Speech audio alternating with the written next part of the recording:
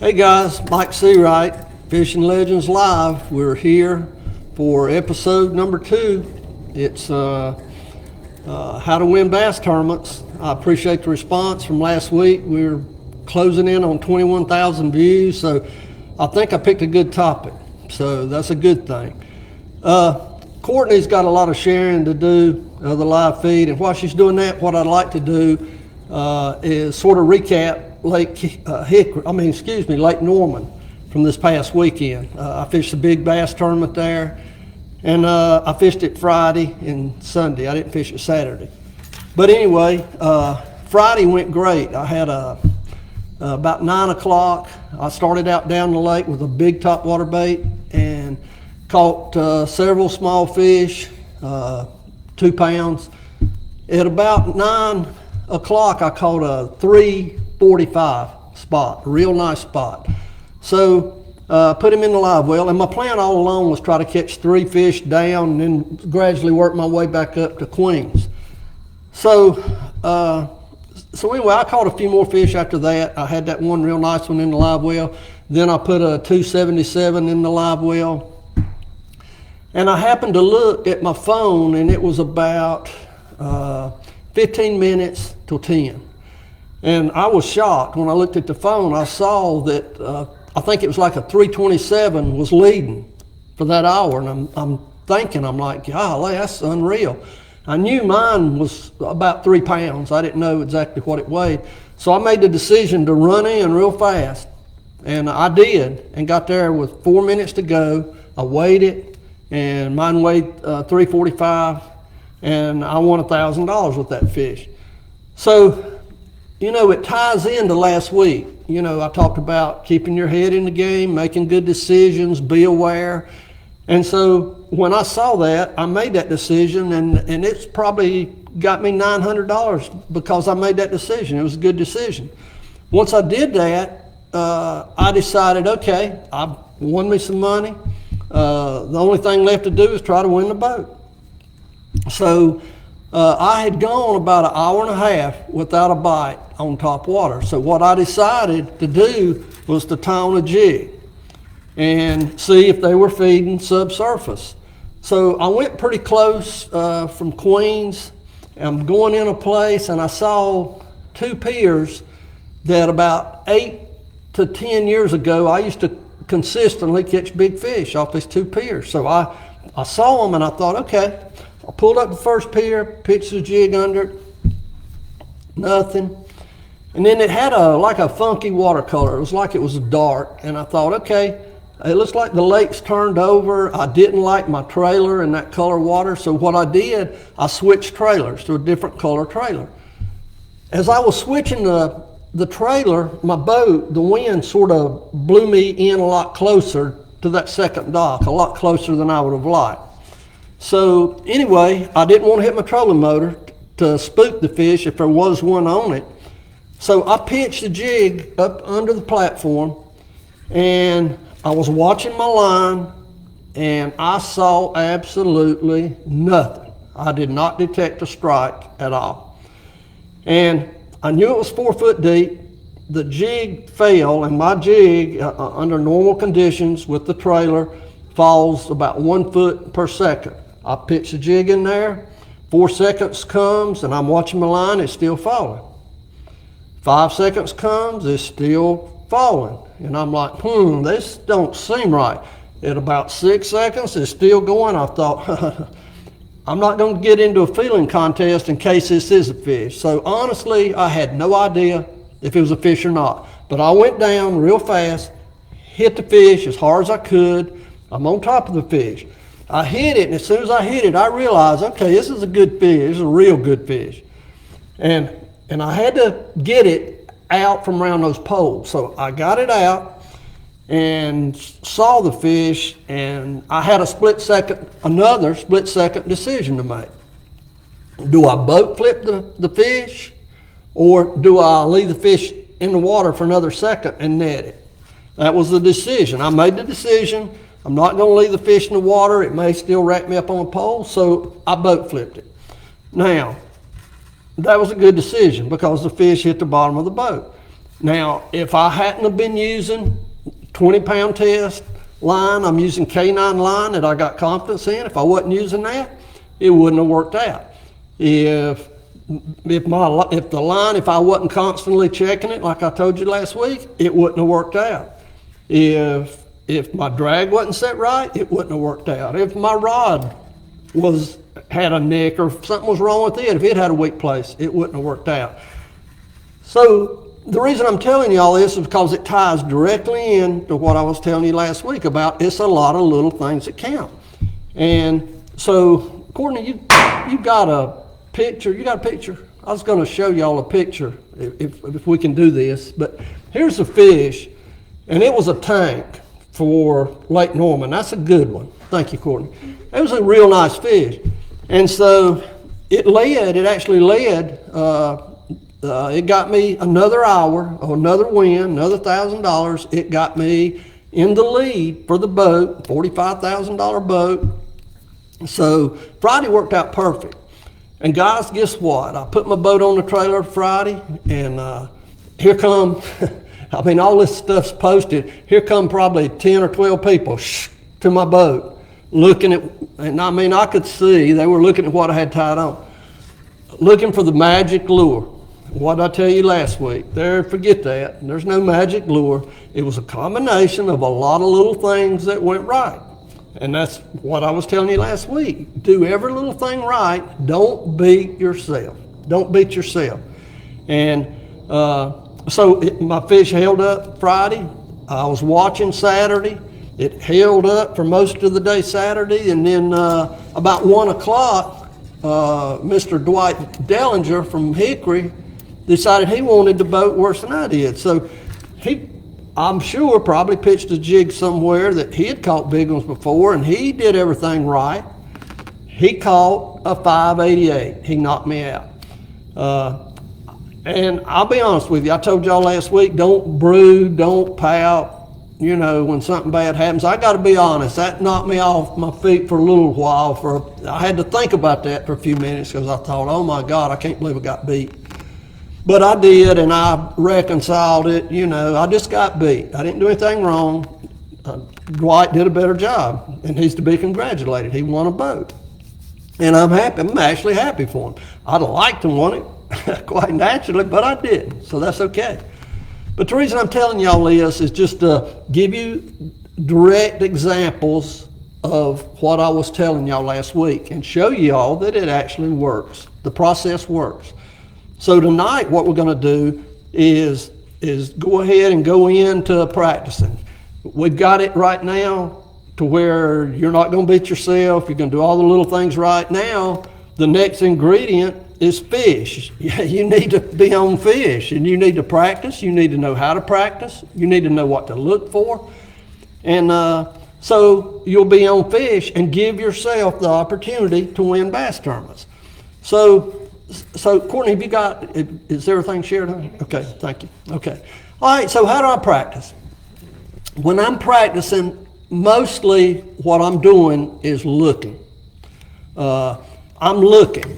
And what I generally do is I'll ride the entire lake. I do a lot more riding than I do actual fishing. I'll ride and I'll look. Okay, what am I looking for? I'm looking for bait fish. I'm looking at watercolor. I'm looking at any subtle changes that I can find, anything I can see. Hey, I may see fish schooling somewhere. I may see a swirl. I mean, you got to be in tune and look at everything. You just have to. I'm going to already be aware of what the lake has been doing. Has it been rising? Has it been falling? Has it stabilized for a few days? Because those things can give you clues also. It can give you keys and clues to where you may find fish. And so I'm going to look at all this. And I'm also going to practice. I'm going to flip some jigs. I'm going to throw some top water. I'm going to do some different things to try to locate fish. Now, one thing I've always done is have a bag of practice jigs. There's a couple hundred in here. And what I'd like to tell you about this is when your jigs get some of the paint knocked off of them or whatever, don't throw them away. bend the hook down. See if you can show in that corner. Bend the hook down, because I don't want to catch a fish. In practice, you're not going to win a tournament. You're not going to win any money. You're not going to win any kind of awards. You're going to win nothing. So why would you want to stick fish in practice? I've never done that. Never done that. And I'll even take it a step further. Used to, I would go into a place, and if there'd be 10 piers in there, I'd flip a jig. If I was jig fishing, I'd flip it on all 10 piers. If I had 8 bites on 10 piers, I'm still flipping it. I don't do that anymore. I don't even want to show it to them anymore. If I go into a place and there's 10 piers in there and I get 1 or 2 bites, I'm gone. I'll waypoint it, or I'll remember it, or whatever. I'll look at the time, because when I come back, I want to be there at about the same time. So that's how I do that. Now, you can get all the bites in the world, and that's great and that's wonderful. And if it's the day before the tournament, you're going to think, oh boy, I can't wait till tomorrow, I'm going to kill them. Well, that may be true and it may not be true. What you've really proven is that you could have caught them on the day of practice. Don't mean you're going to catch them the next day or day after. It absolutely don't. Conditions may change. Now, you may catch them. The best I ever did, I practiced a day at Murray one time before a $10,000 winner take-all tournament. I went in there into a creek that I like. I had like 22 bites. I went back the next day and caught 20 of them. I mean, every fish was on every pole that had bit the day before, and they bit again. I mean, the most unbelievable thing I'd ever done. That's the best I've ever done. Some days you're going to practice, you'll be on them, you'll go on there, you won't catch any. Some days, if the conditions stay the same, then you're going to whack them. So just keep that in mind. Just because you practice, just because you do good, don't live and die with that in the tournament. Go back and try it. If it don't work, get off of it. Figure out what's changed. Has the weather changed? Has the wind changed? Did the bait leave? What happened?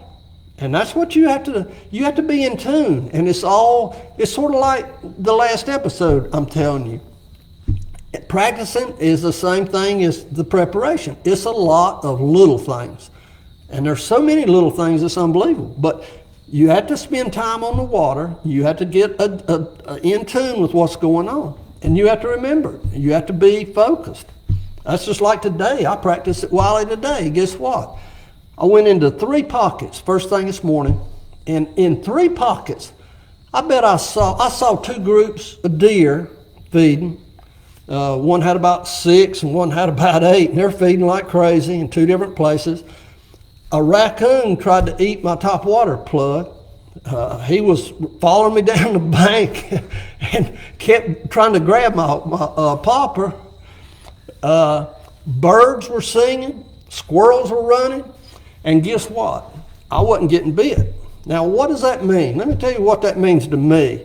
That means I was not doing something right. Because if I'm out in nature and I'm fishing, and wildlife and all the nature are moving and they're feeding, and I mean, if that's going on, the fish are biting somewhere. So what I did, I started switching up really, really quick, and I just flat never figured it out. I don't know why. I tried a lot of different stuff and it didn't work. Tomorrow it could be totally different. So treat every single day differently. Treat every single day differently.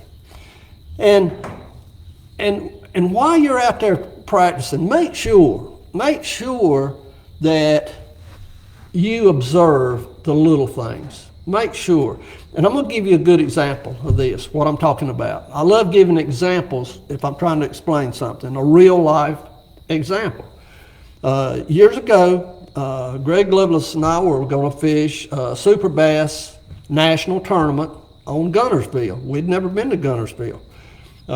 It had been I mean, I knew about Gunnersville and the history and how many big fish were there. I knew that. So we went, we're going to practice a few days. So we go, and the first day of practice was awful. I mean, we caught nothing. So we go by a tackle shop, and I mentioned to the guy that was running the shop, I'm like, why are the weights? I knew the week before it didn't take hardly anything, like 8 or 10 pounds one. And I'm like, what's wrong? What's wrong with the weights on this lake? And the guy told me, he said, well, that's easy. They sprayed the grass last week. They sprayed chemicals on the whole lake to kill the grass, and it shut all the fish off. So I thought about that. I thought, what am I going to do? This is not good. So I had a map. I started studying the map, and I found me 3 feeder creeks on that lake. And I also knew that the next day they were calling for a lot of rain. So my thinking was this, and this is a simple thing, but it was my thinking. I was thinking, okay, we're going to get a runoff from these creeks, these feeder-fed creeks, and we're going to have a runoff, and it's going to come in from the back, and it's going to wash what chemical there is on the surface. It should wash it out of these creeks, the backs of these creeks. That's what I thought I'd do. The next day, sure enough, it started pouring. It rained like crazy. And that afternoon, I went into one place, into one of those creeks, had my bent hook jig, and I had probably 12, 15 bites. And I'm like, wow, that's pretty cool. So I left there, run to another creek, started pitching it, bam, bam, getting more bites. I thought, okay, that's my plan. It's just that simple. That's what I'm going to do. So first place in that tournament was 2 $55,000 boats, fully rigged boats.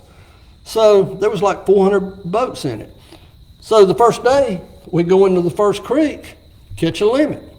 And I left. I fished two of the 3 creeks, and I left the third one because it was a 2-day tournament. I wanted to leave the fish. So we did that. A long story short, we come in, and we end up winning the tournament. We end up winning the tournament. Here's, I don't know, Courtney, if I can see that, but there's the 2 boats that we won. Can you see it okay? There's the 2 boats that we won. And here's what happened. There was a local down there that was a guide, supposedly the best guide on the lake. And I'm not going to call his name. I know who he is, but I'm not going to call his name. But on day 2, he was right there with us on day 1. On day 2, he whacked them early. He got on one spot and caught a real quick limit that were nice sized fish. Put them in his live well. He didn't get bit again until like 1:30 or 2 o'clock. Tournament was over at 3. He finally caught his 6th fish, opened his live well to put it in, and his breaker had kicked on his aerators. So he didn't have any water running. All his fish were dead. Every fish he had in the boat was dead. So he threw one of the dead ones out, put the live one in, and I think it died too. But anyway, he weighs in, and he's beaten me and Greg.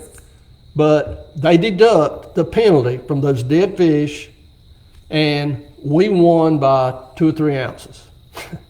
Now, you're talking about, can you imagine how gut-wrenching that is? And it goes back to last week, what I said.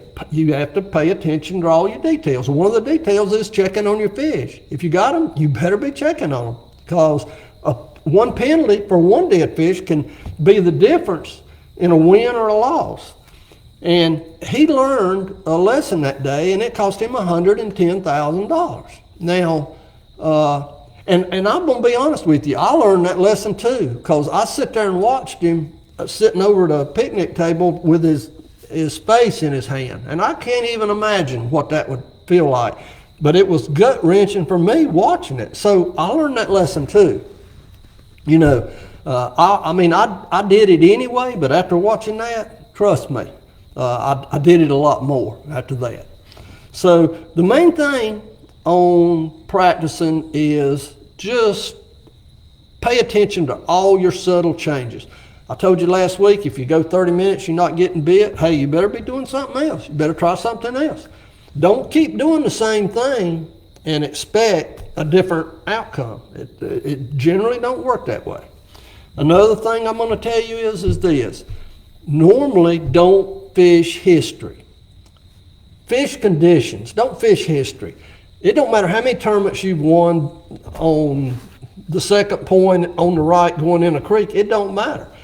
What matters is what's going on that day of the tournament you're fishing now. And if you start running history, then you're ignoring conditions. And if you're ignoring conditions, then you're not going to catch fish. You're just not. You're not going to have the opportunity to catch fish. It's that simple. So the other thing you can do is this, and this is something I've done for a while, but I take notes. I take notes. I've got one book that I got tabs on different various lakes, and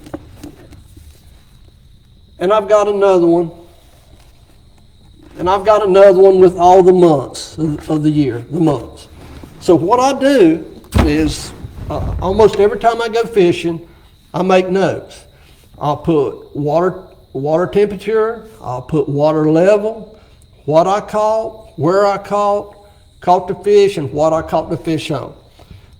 If you fish a whole lot like I do, I'll be honest with you, it's impossible to remember every time you went fishing and every fish you caught and all the conditions. You'll remember a lot of it, especially if you win a tournament. But make yourself notes. The first year, it's not going to be that beneficial. It's not going to help you that much. But guess what? That second year, you're going to start, if you've got a tournament on Wiley and it's in March, look back and guess what? You're probably going to see some stuff that you had forgotten.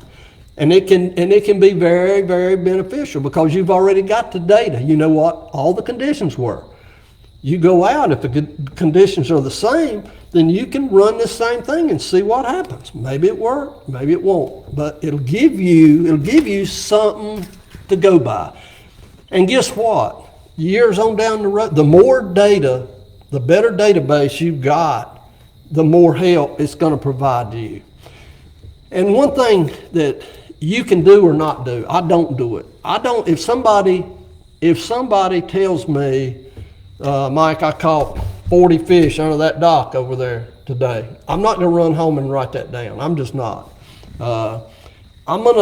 What I put in that book, it's going to be stuff that I've done, or maybe there may be people that I can count on one hand that I know absolutely without any question that they're telling me the exact truth. If one of those 4 or 5 people tell me, yeah, I might write it down. But mostly it's just from my own experience. That's what I do. And so, how we doing on time, Courtney? We okay? 23:25. Okay, all right. Guys, I'm going to keep these videos around 30 minutes. I don't know how many it's going to take to go through this process. I really don't. We'll go through as many as it takes, as long as you enjoy them and you can learn from it and you find it beneficial. I'll keep doing them. One thing I'll do a little bit different today is I'll answer questions at the end. I'll go about 30 minutes and then I'll take maybe 10 minutes or so for questions. After that, I will try to answer your questions. Now, I'm fishing right now most every day, so I may not answer your question as quick as you would like, but I promise I'll try to get to it when I can. We'll do that. So the other thing about practicing is, I had a rule years ago. I was fishing 50 tournaments a year. For 30 years, I'd fish around 50 a year. And when I would go out of town, I had a rule that I didn't really talk about, but I would always stay at least 20 or 30 miles in a motel away from the lake. The reason I did that, I didn't want to hear dock talk. I just didn't want to hear it, because for me to have 100% confidence in what I'm doing, I don't want to hear what Joe Blow's doing, because Joe Blow may be telling me the truth and he may not, but if he's telling me, oh, I can catch a limit of 5-pounders in the first hour, that's going to mess with me if I like it or not. If I say it will or say it won't, I'm going to think about it. I didn't want to think about it. I just wanted to depend on what I knew, what I found, what I do. And there's an old saying amongst fishermen, it's just almost impossible to catch somebody else's fish. Now, if Jason Aker, he fishes with me, if he tells me, Mike, I cranked him and here's how I cranked him or where I cranked him, I got confidence. I fished with him long enough. I know how we're going to set up. We'll do it the same way so I can go catch those fish. But other people, when they tell you stuff, I'm going to be honest with you. All it's going to do is hurt you. That's my opinion. All it's going to do is hurt you. Another thing I want to tell you is this. I used to practice all the time. And I used to get asked the same question all the time. Seawright, are they deep or are they shallow? Well, guess what? I gave a lot of different answers to that. But here's what I really think about that. There's always some deep, there's always some shallow. There's resident deep fish, resident shallow fish. And when I say deep, I'm talking about off the bank. And the deep fish off the bank may be suspended. They may be suspended in 5 foot over 30. They may be 15 foot over 30. They may be on the bottom. I mean, I don't know, but they live out there and they're always there. The shallow fish, there's always resident shallow fish. That's my belief. Nothing scientific, but it's my belief. Now, how do you decide which ones to fish for? That's a pretty tough question. I fished Lake Wiley for 30 years and won, I can't tell you how many tournaments. I did it all offshore, every bit of it, every single bit of it. It was either done with a crankbait or a jig, but it was all offshore. And the way I did that is I would ride around all the time. I had so many hours of looking and searching, it was incredible. And I would find individual rocks out on flats or on the side of a creek channel or on a ridge or whatever, but I would look for individual rocks or stumps. Once I found them, then after a certain amount of time, you build on that inventory and you've got a lot of places. Then it becomes a numbers game.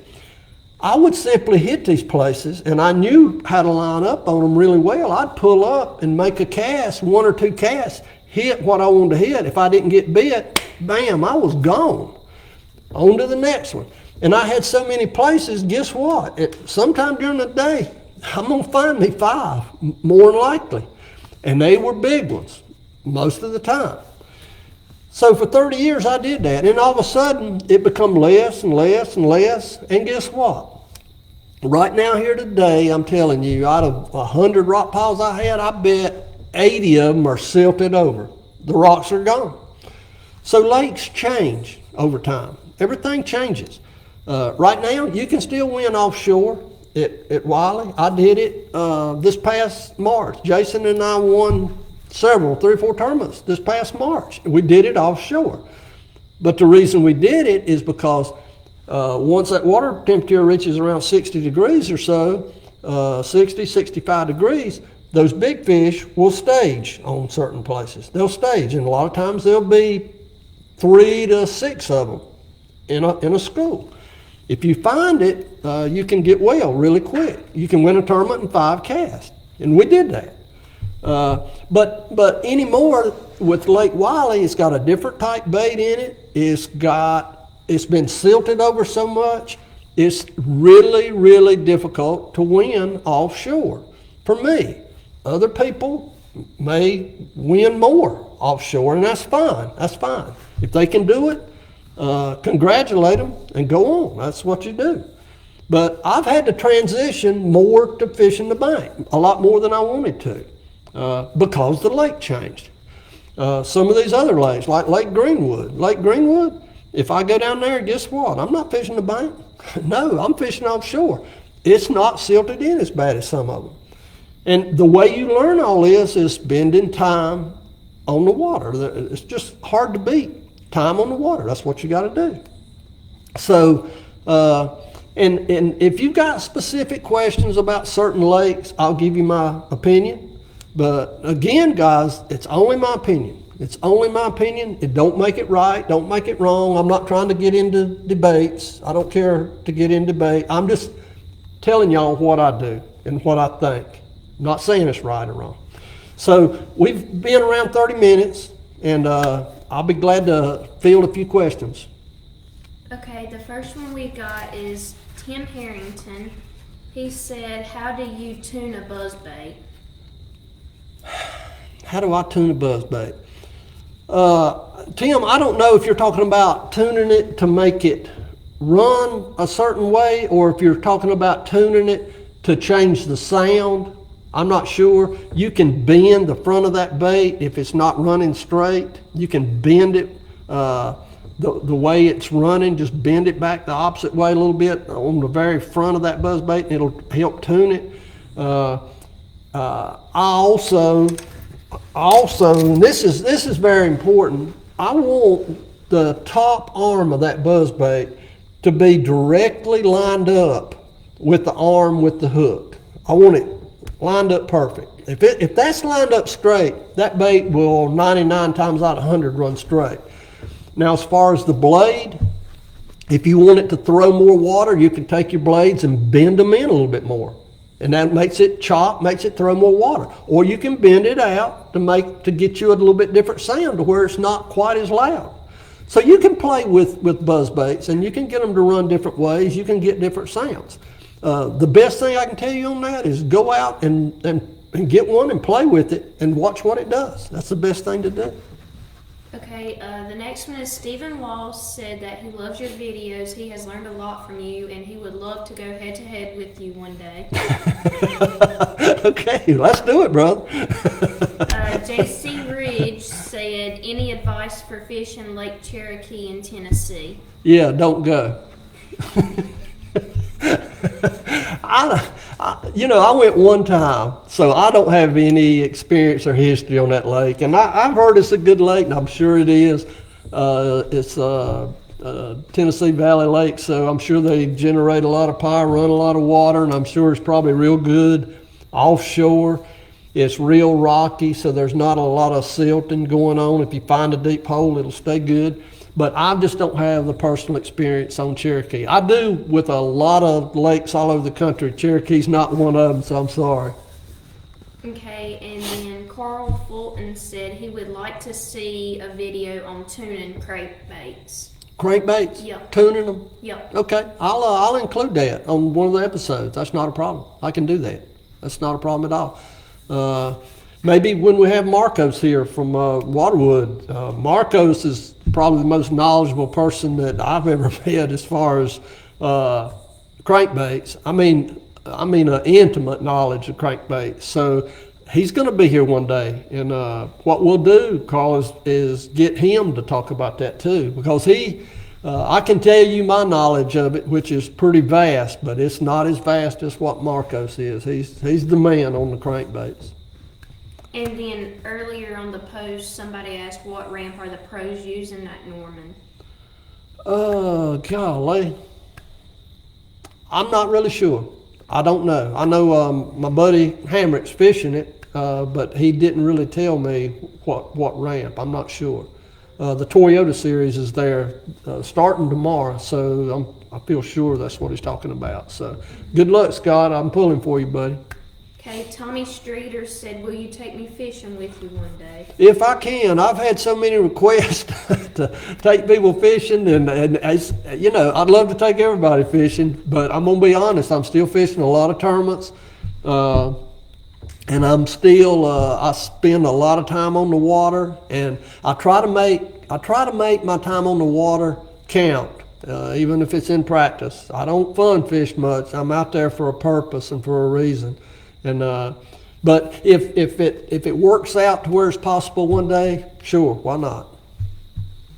Okay, Noble Gregory Little Sr. said, if you drop shot, which way do you prefer using, barrel or teardrop style? Well, I said last week in the podcast that I'm a power fisherman, and I am. Now, on high pressure days like today, I would have been more successful without a doubt finesse fishing. It's just not something I typically do. Now, if I fish, I don't fish a lot of 3 or 4 day tournaments. If I did, I would be a lot more proficient with that, I promise you. But in a 1 or a 2 day tournament, I'm gonna power fish. That's what I'm gonna do, and it'll either work out or it won't. But I've tried both of those weights. I think I like the teardrop maybe a little better around piers, a little shallower. I'll use the round one out deeper, with a little heavier, maybe 3/8. I usually use a 3/8 if I'm fishing it out deep. But again, I'm being honest, it's just not something that I do a whole lot of. It's just not. I throw a lot of top water. I jig fish a lot, offshore and onshore. I crank a lot, buzz bait some, frog fish some. I do a lot of different type stuff. Finesse fishing is just, I'm certainly not an expert at it at all. Andrew Westrich said, would you make a video on fishing stumps and exactly how you like to set up on them? I will. I guess I could do that, but I can tell you one thing right now that's really important about stumps. Stumps is a current break. It's like a rock, a stump, a pole, and what I typically like to do is fish these objects in a current break when they're generating water, when they're running water. And what I'll always do is I'll get downstream. If this is a stump and the water's coming this way, I'm going to get here because the fish is going to be sitting behind the object with the current coming around it. It's an ambush point. So that's where the fish is going to be sitting up. That fish is going to be looking in that direction. So I want to make sure I come behind it, I throw in front of it, and come bite the way the fish is looking. I'll get more bites that way. So I hope that helps.